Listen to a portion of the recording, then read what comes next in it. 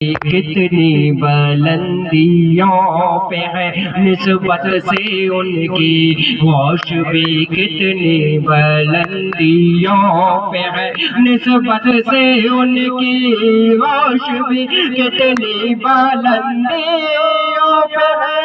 और राई के तने की तरह दुनिया है उनके हाथ में। कुदरत रसूलुल्लाह की, कुदरत रसूलुल्लाह की। हाँ, तो मैं अर्ज ये कर रहा था कि कुल्लू नफ्स ज़ायक़ातुल मौत तकरीर वैसे हो चुकी है, लेकिन मौत की बात हजरत ने पूरी बता दी है। देखो, उलमा की सोबत और अल्लाह का जिक्र दिन रात अभी जो उलमा कारी करते रहते हैं, तो मिलाद भी है ना, मिलाद भी है और जिक्रे मुस्तफ़ा भी है, मोहब्बत मुस्तफ़ा भी है।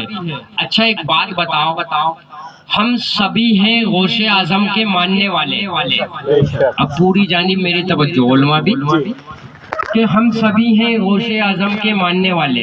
तो गौसे आजम को मानने से काम नहीं चलेगा, गौसे आजम की मानना पड़ेगा। गरीब नवाज को मानने से काम नहीं चलेगा, गरीब नवाज की मानना पड़ेगा।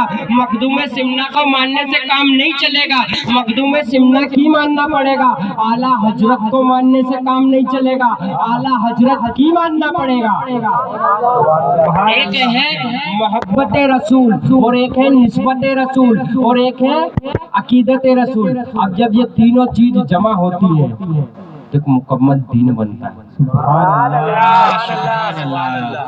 मुकम्मल दीन बनता है, और जब दीन बनता है ना तो उसी में कामयाबी है। और कामयाबी ढूंढते ढूंढते कई दिन हो जाते हैं, लेकिन लोगों को कामयाबी नहीं मिलती है। लेकिन कामयाबी किस में है?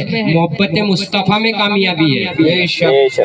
एक शख्स से पूछा कि ऐसा बता कि तूने क्या कामयाबी किया, तो कहता है कि अपन ने घर लिया, मकान लिया, प्लाट लिया, और उसको 1 लाख में लिया, 2 लाख में बेच दिया, 3 लाख में लिया, 4 लाख में बेच दिया, और आखिरी में रिटायर हो गए। तो उन्होंने कहा कि यही हमारी कामयाबी है। अरे मैं ये नहीं कहूँगा, सिद्दीक़ अकबर कहते कि मुस्तफ़ा पे सब कुछ लुटाना कामयाबी है। जुनैद बगदादी रहमतुल्लाह अलैह बहुत बड़े योद्धा, मैं तो है ही कहूँगा। हाँ, सही है। उनसे कुश्ती लड़ने के लिए बिल्कुल दुबला पतला आया और कहे जुनैद आज मैं आले रसूल, मुझे पैसों की जरूरत है, कुश्ती करने की। ठीक है, अच्छा, हारने वाला कामयाब होता है कि जीतने वाला? कामयाबी जीतने वाले में। जुनैद बगदादी रहमतुल्लाह अलैह हार गए, तो उन्होंने फरमाया कि तुम हार कैसे गए? तो के कामयाबी हारने में है, जीतने में कामयाबी नहीं है।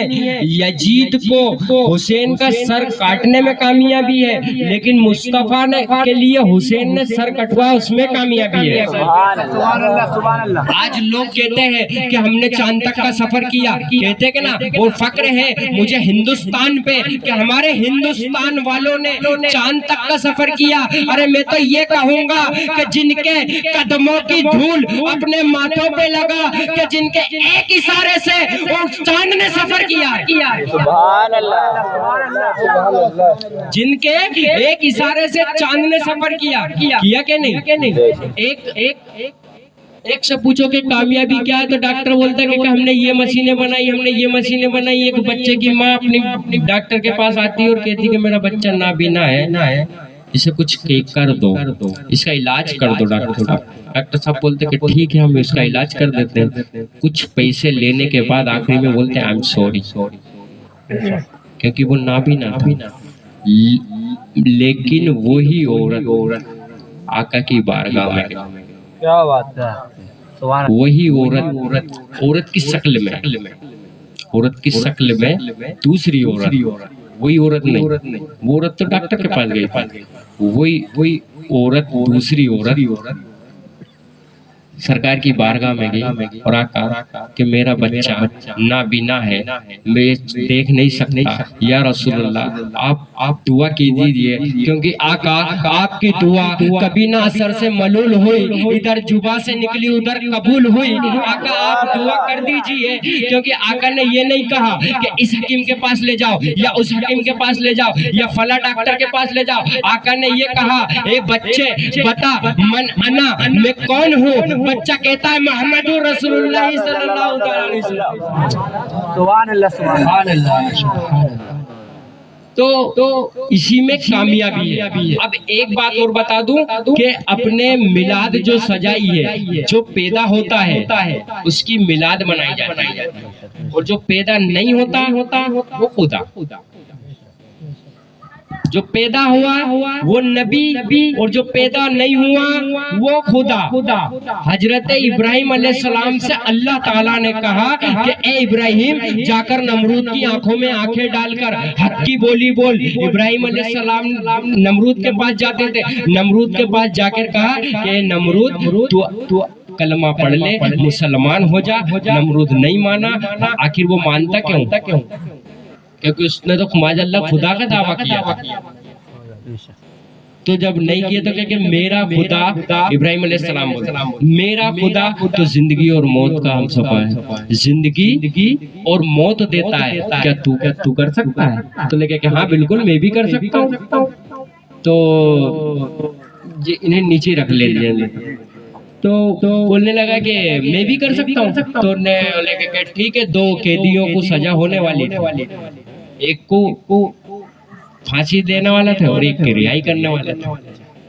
तो उन्हें जिसको फांसी देने वाली थी उसको रिहा कर दिया, और जिसको सजा होने वाली थी उसको रिहा कर दिया, और जिसको फांसी देने वाली थी उसको रिहा कर दिया। समझ में आ रही ना? तो जब ये दोनों को रिहा कर दिया तो उन्हें लगा कि इब्राहिम मैं भी देख जिंदगी और मौत दे सकता हूँ। तो लेकिन मेरा खुदा तो पूरब से सूरज उगाता है और पश्चिम में डुबाता है। क्या आप ये कर सकता है इब्राहिम? वो नमरूद क्या तू कर सकता है? तो उन्होंने बोले कि ये मामला का भी नीचे का होता तो मैं समझ लेता, लेकिन मामला ऊपर का है, मुझसे नहीं होगा। तो मकामे सेवा में मौला अली के लिए सूरज क्या बात है, क्या बात। बेशक मकामे सेवा में मौला अली के लिए सूरज पलटा। अरे सूरज उल्टे पांव पलटे, चांद इशारे से हो चार, नजदीक देख ले कुदरत रसूलुल्लाह की, नजदीक देख ले कुदरत रसूलुल्लाह की। तो मकामे सेवा में अली के लिए नबी ने तो क्या अल्लाह हो गया, क्योंकि इब्राहिम अलैहिस्सलाम के इतिहास के पन्नों में लिखा गया कि जो पूरब से सूरज उगा और पश्चिम में डूबा है वो खुदा। नहीं वो खुदा नहीं है। लेकिन तवज्जो चाहूंगा, लेकिन अल्लाह ने अपने महबूब को मक्का होती है एक जगह मक्का भेजा। किस लिए भेजा? क्योंकि अल्लाह उसको मक्का इसलिए भेजा कि जब नबी कहीं अपनी करामातों को दिखाते हैं, मौजूजात को दिखाते हैं, तो कहीं लोग उन्हें खुदा ना समझे, इसलिए मक्का भेजा। और ला मक्का इसलिए बुलाया कि लोग तुम्हें अपनी तरह ना समझे। लोग तुम्हें अपनी तरह ना समझे। तो अर्ज में ये कर रहा था, नबी की शान तो बयां करते करते कयामत आ जाएगी, लेकिन शान खत्म नहीं होगी। हमें जब पूरी तवज्जो से सुने, जब मैं पैदा हुआ था तो सिर्फ खालिद था, माँ बाप के लिए खालिद, आबादी को लोगों के लिए खालिद, रिश्तेदारों के लिए खालिद। नात की फजीलत मुझे बाद में मिली, नात पढ़ना मैं बाद में सीखा। और आगे लेके चलता हूँ। अब बरेली शरीफ चले, जब हामिद रजा खां बरेलवी जब पैदा हुए तो सिर्फ हामिद रजा खां थे, मुजद्दिद इस्लाम बाद में बने। मुस्तफ़ा का राजा बरेलवी जब पैदा हुए तो सिर्फ मुस्तफ़ा का राजा बरेलवी थे। मुफ्ती आजम हिंद बाद में बने। अहमद रजा का बरेलवी जब पैदा हुए तो सिर्फ अहमद रजा का थे। मुजद्दिद इस्लाम बाद में बने। आला हजरत बाद में बने। हजरत निजामुद्दीन जब पैदा हुए तो सिर्फ निजामुद्दीन थे। महबूब इलाही बाद में बने। हजरत अलाउद्दीन जब पैदा हुए तो सिर्फ अलाउद्दीन थे। साबिर कलियरी बाद में बने। हजरत मोइनुद्दीन जब पैदा हुए तो सिर्फ मोइनुद्दीन थे। ख्वाजा पिया बाद में बने। हिंदर वली बाद में बने। अताए रसूल बाद में बने। शेख अब्दुल कादिर जिलानी जब पैदा हुए तो सिर्फ अब्दुल कादिर जिलानी थे। पीरे पीरा बाद में बने। मीरे मीरा बाद में बने। साये जिला बाद में बने। रब्बानी बाद में बने। पीरे लासानी बाद में बने। और आगे लेके चलता हूँ।